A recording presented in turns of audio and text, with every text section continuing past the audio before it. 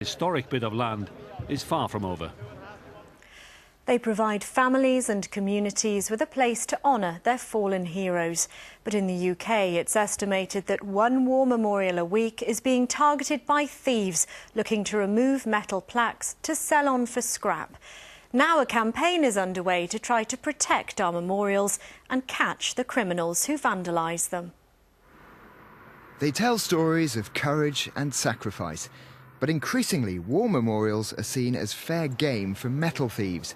This monument in Mountain Ash in the Cynon Valley had to be painstakingly restored after all 4 of its bronze statues were stolen. They were never recovered. This particular monument, it cost £37,000 to actually replace. If you take into account the effect it has where we've got to take that money from frontline service and actually replace this, people will see that some of the frontline services will be reduced if this continues. But it's now hoped this small bottle of liquid will protect the memorial in Mountain Ash and thousands of others. These offenders on community service are marking the monument with a special fluid, which leaves an indelible stamp on the metal. This memorial sculpture behind me has been marked with SmartWater. Now that's a liquid that's invisible to the naked eye, but under special UV light, you can see a fluorescent glow. Now that glow is like a unique code or signature. So if this statue ever was stolen, police could trace exactly where it is and link the criminal to the crime. It's all part of a UK-wide project called In Memoriam 2014.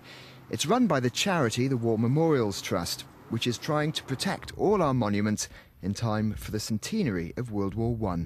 I've served in the forces myself, got many friends that are still serving, and for the community it's a way of remembering the fallen from past wars and current conflicts. If a plaque was to be stolen and those names weren't recorded, we could lose those forever. And that almost happened to this memorial in Crumlin. Fortunately, Desmond Rogers had taken a note of all the names on the original metal plaques just months before they were stolen. One of those names belonged to his uncle, who died in the Great War. It made me sick, made me ill. Because being my uncle, we always remembered him.